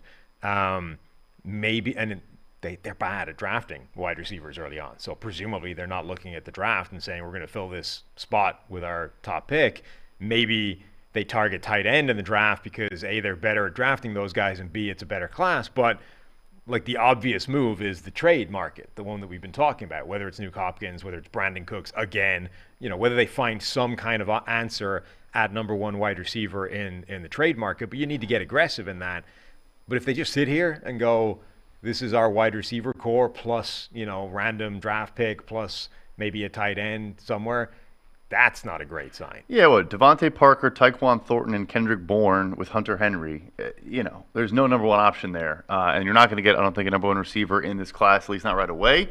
I think more, though, still for them, though. Just they care about the trenches a ton. They've shown that over and over again. Yes, they have some good players there, but I thought they were going to be in the mix for some of these tackles. And again, it's early. I think Orlando Brown's still potentially an option there. I'm sure Belichick, a guy wanting to play one position and being headstrong about that, probably the opposite of what he's looking for in a player. But, there's still time. I kind of want to see Orlando Brown and Trent Brown bookend tackles just for size. Draft DeJuan Jones maybe as well. Just have the biggest dudes you could ever find. See that? It's like a throwback to the late 90s where everybody weighed 340 and didn't have to move anywhere. That would actually be pretty fun. The one last thing is about New England. I only bring them up because they're in the division that's going to have the Buffalo Bills, who are the champs in that division, multiple years now. The Miami Dolphins and all the moves they're making. Tua running the show with the Tyreek Hill's there, Jalen Ramsey. The New York Jets and Aaron Rodgers. Look at you. First segue was taken away, and you go find another one. And what's Aaron Rodgers going to do? But, how does New England even compete in this division? So, yeah, Rodgers to the Jets. And I'm going to ruin my segue really quick because the chat was complaining. Steelers fans. About what? I didn't even think Steelers fans listened to us. I said they did a good job. I know, and they complimented you. They said, thanks for the 5 seconds on the Steelers. And then they said, well, Steve just moved on. So I just want to say, good job, Pittsburgh Steelers. Patrick Peterson coming in. We'll see how that goes. Give them 5 more seconds and then move on. Chris is hiding over here. He knows. Yeah. He knows what happens with Pittsburgh. Right, he knows what's happening. You got to be careful with Pittsburgh people. Yeah, he's got himself into trouble too. He does a couple games there every year, and it's who hasn't been in trouble. Look, over the last decade, they've spent the least of any team in the NFL in free agency, which is a good thing. They're draft and develop. They go 500 plus every single year. The times they do foray into free agency, like I mentioned, they have the best bang for your buck of any team. These small mid-tier deals, James Daniels last year, stuff like that. Here's your 10 seconds. I think it's been a great offseason for them. Sky is the limit in Pittsburgh. Sky's the limit. I mean, Kenny Pickett, baller. George Pickens, baller. It is, as our friend Pony would say, it's Montana to Rice. Yeah, I mean, Pony's got some takes. Their issue this offseason has not necessarily been a personnel one. It's like, how do we get more from the personnel we have without changing the coaches? Because the coaching staff on offense is the same, right? So they need to figure out how you unlock more dynamism, more threat from that offense whilst effectively keeping the personnel the same. Now, I don't have a smooth segue, but let's talk Aaron Rodgers and the New York Jets. Nice. Aaron Rodgers has he's got a wish list of players. God, it's beautiful. I'm just saying, if I was making a wish list, I'd reach a little bit higher than my old friend Randall Cobb. But, it's a question of what your motivation is, right? Is your wish list designed to make the best team around you humanly possible, or is it get your buddies a bag? I think it's a mix of both. A healthy mix of both. Alan Lazard, is he official here? Alan Lazard's official, 4 years, $44 million, which is a solid deal. I think actually he's a great fit in that offense. They obviously have these similar run scheme as Green Bay with Nathaniel Hackett there. Always been a great blocker. You're not really going to ask Garrett Wilson and Elijah Moore to do a lot of blocking, so it makes a ton of sense. You get Mercedes Lewis also on the wish list in there. And I'll tell you this, I think Odell Beckham Jr. to the Jets is a realistic thing. Obviously spent time in that area with the New York Giants. There's a loftier wish list player in Odell Beckham Jr. Hey, McAfee starts in an hour and a half or whatever it is. Maybe we'll find out then. I do think Aaron Rodgers will eventually be a New York Jet. Do we just stay and go head-to-head with McAfee? We'll just stay live and steal some of his viewers and all that. We could do that. The wish list, though, was fascinating because somebody had a quote somewhere where Rodgers talked about all these guys before they became a wish list, right? Where he just started naming all these players on the Packers that he termed glue guys, the locker room presences, the guys that make the whole thing function from a sort of behind-the-scenes point of view, even if from the outside it's like, what is Randall Cobb bringing to the table here? So he's basically put all those guys on the wish list with OBJ, which from a Jets point of view, I mean, the whole thing is fascinating because Rodgers has them over a barrel. Like, the Jets are now in this position where it's Rodgers or nothing. Like, Rodgers, or maybe do we pivot to Lamar Jackson and hope we can make something special happen there? Do we go crazy in the draft to try and move up from 13? Like, it's Rodgers or bust. So they kind of need to do whatever the hell he wants them to do, which isn't necessarily in the best interest of the Jets. Yeah. It's he's really trying to bring, it's not even necessarily the best. Like Allen Lazard, I like the fit, right? Because Sure. Allen Lazard, when Devontae Adams is there, he's going to run some slants. He's got good chemistry with Rodgers, big size and all that stuff. He brings something to the table as a possession receiver. When you have to rely on him by himself with no Devontae Adams, but the other thing is trouble. It is like, again, in a vacuum, Allen Lazard to the Jets, fine. It makes perfect sense from a schematic standpoint. He's a decent player. It's a good addition. The problem is everybody now knows what this wish list looks like, and when the Jets phone them up and say, hey, we're interested in signing you, like, the price tag is going up. So Lazard gets 4 years, $44 million.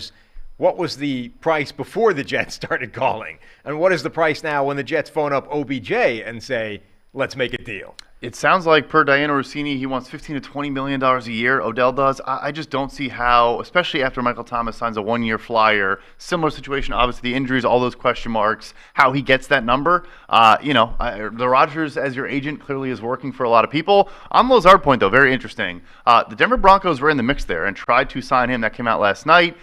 Does that mean Courtland Sutton trade is in the works or is potentially percolating? I know we're trying to talk with the Jets, but I think it's interesting. If they brought in Lazard, they were not also going to keep Courtland Sutton with Tim Patrick and all the guys they have there. An interesting wrinkle in this whole thing as well. That's Sean Payton trying to get his Marcus Colston, is what that is. Lazard was going to be his big slot working the seam for Russell Wilson. If Aaron Rodgers gets his wishes, first off, Randall Cobb probably doesn't even make the team, but Garrett Wilson, OBJ, if he does show up, Allen Lazard as your 3. Elijah Moore is probably the odd man out there, especially if old man Cobb does show up. He's not as old as he seems, but your boy Denzel Mims over. Corey Davis hasn't been officially released yet, but he's going to get released for almost nothing in dead money. So they're completely overhauling the receiving core other than Garrett Wilson. But Garrett Wilson with Aaron Rodgers probably puts up Devontae Adams type numbers. Yes. Wilson is legit. Yeah. So this can work. Oh, yeah. This can work in New York. And it's funny that Rodgers has this and that, but like these pieces fit. Like the pieces that he's suggesting fit. The one question is OBJ as your receiver 2 coming off the injury? Can you get him at the right price? And I do think there'll at least be some other market for OBJ besides the Jets. It's a question of how many of the guys on his wish list have to come for this to work. Like if he ends up successfully negotiating an additional deal for Mercedes Lewis, Randall Cobb, Robert Tonyan, like these are players that don't necessarily fit.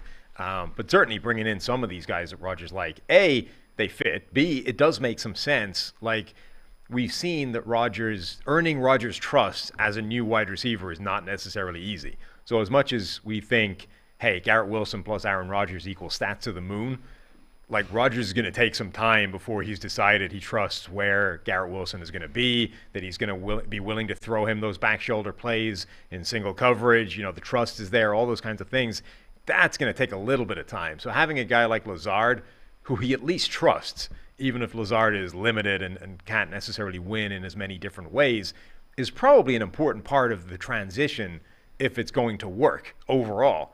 Rodgers will never be petty or anything. He was firing passes at Christian Watson's ankles when he ran the wrong route last year. So it's just Watson was awesome. It's just such a crazy dynamic that we've got Rodgers essentially issuing this list of demands like it's a hostage situation. It is a hostage situation.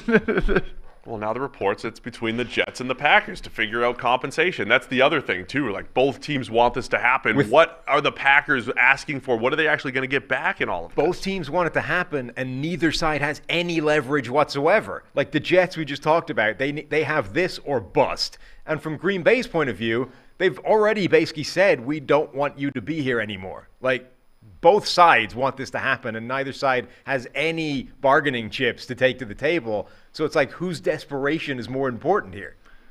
The big quarterback news finally dropped. Baker Mayfield going to the Tampa Bay Buccaneers is official. He is a Buck. Let's go. A mighty Let's roar. go.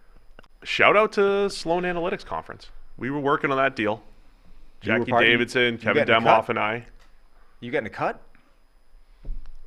Don't want to say. Don't want to say here on the air. There was no tampering at the Sloan Sports Analytics Conference. I would. I'm sorry. Can we just cut that from? Can we just cut that from the live show? Mm-hmm. At Sloan in the green room, we had zero discussions about Baker Mayfield, a pending free agent. Sorry, we've got prior to the legal tampering time. Right. That did not happen whatsoever. We've got that 5-second, buffer thing, so you can quickly scrub it. 5 second buffer. Yeah. Between that and Ray Lewis's lawyers, I got a lawyer up. Legal We're off the rails now. Brad, anyway, so Baker Mayfield. I mean, look, if you're looking for Caleb Williams in Tampa, I think this is a great signing for the Buccaneers. There's my segue. I'll just say, I love every offseason we get there. Hey, we believe in this guy. He's the future. Never has that been less believable than it was with Kyle Trask. And so now we get Baker Mayfield. So I shouldn't respond to the email chain or anything like, hey, this thing came true that we never talked about. You shouldn't do that or anything. You don't want to put it in writing. Yeah. I shouldn't. It's got to be an oral thing only. So the Bucs, they just needed a quarterback. They found one. Well, yeah, they found one probably. Can our guy Baker rejuvenate his career? He gets to throw to Mike Evans and Chris Godwin. I'm kind of out. I'm out on Baker until we see more than we've seen. I'm done. Whole new offense and everything. This is his time. Yeah, you think now? As long as you fly him to the game, you give him the playbook, you give him the game plan a day before. You fly him in, sight unseen, hand him the game plan, and just say go. Well, it's like he'll be fine. It's like the way Will Levis, his accuracy seems to improve the more difficult the situation. Like his accuracy relative to expectation goes up when he's under pressure. The more difficult the pass, the more accurate it seems to be. The worst misses are the wide open plays. I feel that's kind of like Baker's game overall. Like the more awkward the situation, the better it is he plays. And then just when it's a routine Sunday, that's when he plays like a disaster, and you need to end up cutting him. He's been on 4 teams in 8 months now, which might be a record. Pretty impressive to be on 4 different teams in 8 months. After multiple offenses when he was in the one team for a he period had of stretch. a different offensive coordinator. All 4 years in Cleveland, except back-to-back years with Stefanski. I guess Freddie Kitchens was like the running backs coach and then became the head coach. So it was some continuity there. But, yeah, always turnover. Dave Canales from Seattle, the new offensive coordinator in Tampa. Hopefully they can give him a playbook and let him learn one thing for more than 2 months. It's interesting because Tampa Bay's had to, they went all in to win Super Bowls. To win with Tom Brady, they've had to get rid of some of their veteran players. They did bring back Jamel Dean. So they still have some pieces there. And it's the NFC South. I mean, we're talking Baker Mayfield at quarterback along with Derek Carr and the Saints, the Falcons if they're rolling out Desmond Ridder, and then whoever the Panthers draft at 1. Still a wide open NFC South there. I mean, this is not a move, though, that says, we're contending this year. No, it's a even bridge. In that division. It's a bridge. Yeah. Look, they were in – we always talk about the moves that are made, right? The Bucs got Tom Brady. But before they got Tom Brady in 2020, the alternatives were bridge-type quarterbacks, right? They were in this spot a few years ago. They happened to be the team that won the Tom Brady sweepstakes between them and the Chargers or whatever and changed their course of history. And now they're just back to where they were after they moved on from Jameis Winston back in 2019. It's bridge quarterback, and, they're going to be in the market to draft or trade up or just wait till next year and see what happens. I think it's Mike Evans, Chris Godwin, Russell Gage, probably the best trio he's had, I would imagine, thinking of all the different trios he's worked with in the last 8 months, like I said. But, I mean, I like him with big body receivers too, not with technicians, more with just guys you can throw it up to and let them go make plays. I think it's a fit in a lot of ways. Only up to $8.5 million on a 1-year deal, so definitely a bridge to the future. It's a bridge. Their offensive line is going to be interesting because they're going from by far the fastest average time to throw in the NFL with Tom Brady to Baker Mayfield, who will not be, which is kind of what that was what the Steelers' dynamic was this year, going from Roethlisberger, who was that guy beforehand for the last 2 years, to whatever combination of Trubisky and Pickett it was going to be, each of whom was going to have a significantly longer average time to throw. And it didn't massively negatively affect Pittsburgh's offensive line. Like, they generally stayed more or less where they were. in terms of pass blocking efficiency, the ability to keep their quarterback upright.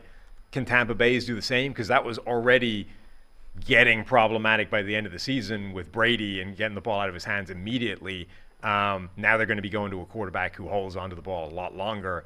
Does that line maintain its level, or does that start to fall to pieces? Question marks at guard at the moment. Left tackle. Luke Goedeke might move to right tackle with Tristan Wirfs potentially moving to left tackle. That's probably 3 spots there that Tampa Bay would like to improve upon if they can.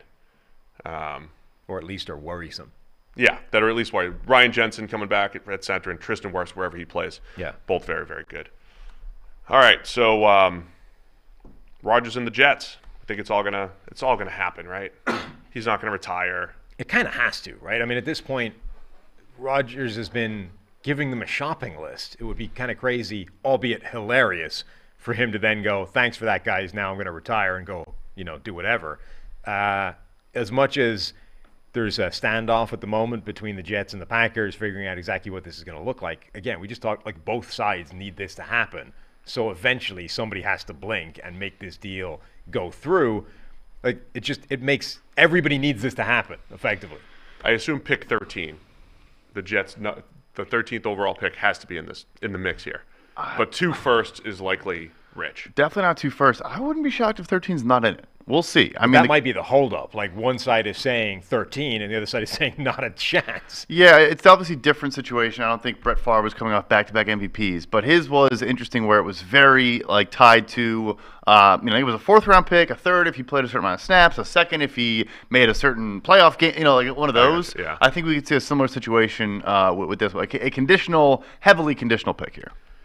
Makes the AFC East all the more interesting. We know the Dolphins have been super aggressive trying to get over the hump against the Bills, and this puts, look, if Rodgers plays even as well as last year and the Jets defense plays at a similar level, they're right up there with the Bills, and there's a chance Rodgers, still only 40, can look pretty good out there. That's the other element of the Patriots not doing anything, by the way. They're in this division that is like a microcosm of the entire AFC where everybody is engaging in this insane arms race to be as good as humanly possible. The Bills are kind of already there and still adding. Miami is swinging for the fences, trying to match Buffalo while they have the quarterback relatively cheap. The Jets theoretically are going to be adding Aaron Rodgers to the mix, which catapults them into the same kind of conversation. Meanwhile, New England is sitting there with Mac Jones and no weaponry on offense, doing nothing except twiddling their thumbs. Yeah, that's how they operate. Doesn't feel like it's going to work. Every 4 or 5, even in the Brady era, every 4 or 5 years, they're like, oh, maybe we should go get Randy Moss and Wes Welker. And even then, it was a 4th and a 2nd. It just happened to really work. Every now and again, New England would say, hey, we should go get some great playmakers. I mean, they need to find out what that is this time. Like, if they need to somehow manufacture a deal for Nuke Hopkins on, a dramatically reduced contract for a 5th-round pick, that changes things. But if they don't do that, they're in trouble. Yeah, I don't know if Nuke wants to reunite with Bill O'Brien, but you could also, on that point, sell, hey, going from Joe Judge and Matt Patricia to Bill O'Brien, it was our offseason splash, right? Which is honestly not an unfair argument. It is, it's quite the splash there. So McAfee's going live right now. Don't leave. Don't go see McAfee yet. No, he's going live at noon, right? And Rodgers is coming on at 1. At 1, yeah. All right, over, under, or odds. Odds that he actually says something of substance. Because it sounds like if the reports are true, the reports are out there that it has nothing to do with Rodgers anymore. Is he just going to say, I'm ready to go to the Jets, they're going to work out a deal? I can imagine him waffling and not saying anything.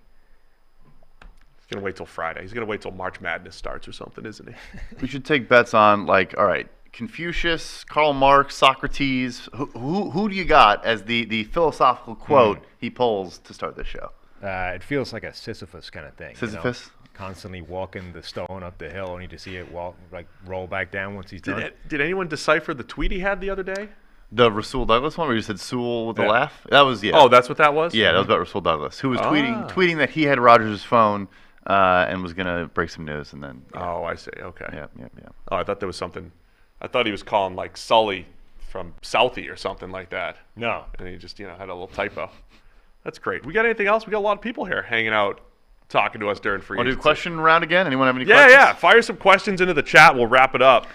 And we'll be back whenever Aaron Rodgers says nothing. I guess while we're biding time, a couple deals I thought were great. Arden Key going to the Tennessee Titans, reunites with Rand Carthon, the new general manager. They were in San Francisco together. I love stealing him away from the Jacksonville Jaguars. Good inside-outside pass rusher. Gets the same contract as DeMarcus Walker, who left to go to Chicago. Bit different player, a little bit smaller, but I thought that was a great signing. So and they let Bud Dupree walk as well, so they've effectively, I think, upgraded that position or along that defensive front and got a guy who has developed into a really productive, situational still pass rusher. And you just, for the 79th straight show, managed to get a shot in on Bud Dupree. I just said they let him well go. Done. Speaking of Pittsburgh Steelers fans and loving the show. Great job by the Steelers moving on from Bud Dupree. I simply replacing him said with Ali Highsmith. they let him go. I didn't call him bad Alex Dupree this time.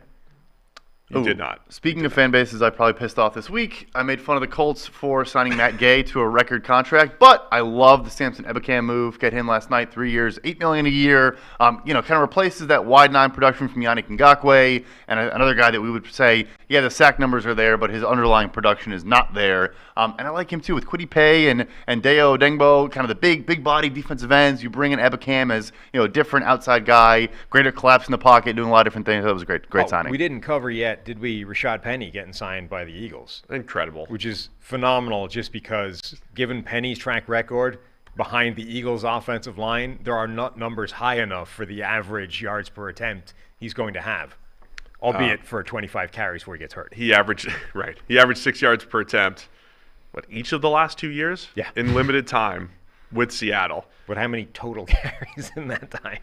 Last year, 59 for 370, including negated plays, 123. I mean, he's touched the ball 180 times as a runner each of the last 2 years. But there is a hidden video on my phone, Sam, where you declared Rashad Penny as the best running back in the 2018 draft class. Yes, which if you just leave it at that and ask people to work out when that was themselves, it's better. Yeah, at some point you said that. And, we were going to bring it to the public when Penny went to the moon and was better than Saquon Barkley. His career, maybe that's happened. For his entire career, he's averaging 5.7 yards per attempt, 3.8 after contact, with 64 broken tackles on 341 total carries in 5 years. It's an insane. It's one incredible season, effectively, is what we're looking at all over 5 years for his career. Yeah, but it's a Jamal Charles level season. Right. He's become Jamal Charles over the course of 5 years. So the Eagles, basically, who manufacture free yards, not only because of their offensive line, but because of Jalen Hurts and the run threat and all that stuff, bring in a Rashad Penny. And going back to 15 hours ago on this show when I said, give me the explosive running back. Give me the guy that if you're going to schematically get a guy into space that could take it to the house, give me that guy. That's Rashad Penny. He's shown that with Seattle. So love that for $3 million. $1.35 million. I'm sorry, 1.35. Nothing. Basically a minimum contract. I think the sell is come here, average 7 yards a carry, and someone else will pay you the next offseason. You know how he's the most injured player in the NFL. How he's just blushing, he's sending the contract out, blushing, no way he's going to accept this. It's the Jason Verrett deal. Get him in. If he stays healthy, you get a Pro Bowler or an All-Pro in this case, right off the bat. But the chances of him doing that, based off previous evidence, appear to be quite small. I'll do a trio. The third former San Francisco 49ers defensive lineman also liked his contract last night. Charles Omenihu to the Kansas City Chiefs. 2 years. I think its base value was 18, million, up to 20 with incentives. Another one, inside-outside flexibility. I think it was a 3-4 D end in Houston. Kind of did better, I think, on the edge and an even front in San Francisco. But a really, really good player the last 2 seasons. 54 pressures last year on a 13% pressure rate. Obviously helps to rush opposite those guys in San Fran. But Kansas City having a very good offseason and still, more moves to be made. They love moving Chris Jones around. Omenihu can move around. He's just a long body that is difficult to block, and that it creates options for how you attack offensive lines. He's the best guy off the edge that Kansas City has now. Well, assuming that also doesn't go to Chris Jones. That's what we're probably going to be hammering this home, but he's probably going to be a more productive pass rusher than Frank Clark ever was. Yes. But will he be the all-time playoff leader in sacks at any point? Probably not, but Omenihu will be better on a down-to-down basis. Well, or he could be, because the Chiefs are going to get, 3-4 playoff games every year. It's true. plus the extra playoff game if they don't get the bye and the whole deal. Anybody have any questions in the chat? Not a lot of questions. No. Somebody asked about who the Commanders are going to start at quarterback. It's Sam Howell. So says Ron. Sam Howell is the guy. Where do the Falcons go in the draft? What do you think of their free agency? So they also had Caleb McGarry last night. So they're going to run the ball 100 times a game. For not a huge amount of money. No. Given that that's the one team, obviously, where it made sense, right? Chicago was probably the other one, given how much they run the ball. But the best fit for him, and they didn't have to overpay to make it happen because presumably they said, explore the free agent market, and everyone went, yeah, not really. Interesting thing, he said he turned down better offers, and I know that every player says that. I can't tell you. I know one team did offer him a better contract than that, and That's he'd what rather. I tell Chris all the time. Yeah, right. Return to Atlanta, but like you said, 11.5 a year on a 3-year deal is not a bad deal at all for him, especially in that system. I think he's really close to Chris Lindstrom, the right guards. You get both guys back. They've had a good free agency in Atlanta. Their moves feel like last year's Jags moves. I think there's just a lot of different players and positions. Not the same kind of money. Jacksonville seemed to overpay for a lot, but they just added a player here, a player there, hit a bunch of position groups, needed to hit a bunch of position groups. I don't know if it makes them quarterback's the biggest question, of course, still in Atlanta. I don't know if it makes them a great team, even a good team. It makes them better. And then if they figure out the quarterback situation beyond Desmond Ridder, do they play the Lamar Jackson game? We did go into that yesterday on the show. Should they play in the Lamar Jackson game? Should they do it after the draft? There is a world where that might exist for Atlanta. Agreed. Thank you. Now it's time to go. We're done. Colton Ebukam, just that's the question. Yeah, good deal. Yeah, great deal. Rewind 10 minutes. We discussed that. Right, yeah, we jumped into it. We did discuss that. We did. All right, that's it. We're done. Thanks to everybody for tuning in. We'll be tuning in to figure out if Aaron Rodgers actually says anything. I don't think he can because it's between the teams, so we're going to learn nothing in the next few hours. Go Steelers. What a sales pitch. Yeah, but we'll be back. Whenever we have the news, we'll go live to respond to Aaron Rodgers. Thanks to everybody for tuning in. See you again tomorrow, 10:30 a.m. Maybe earlier.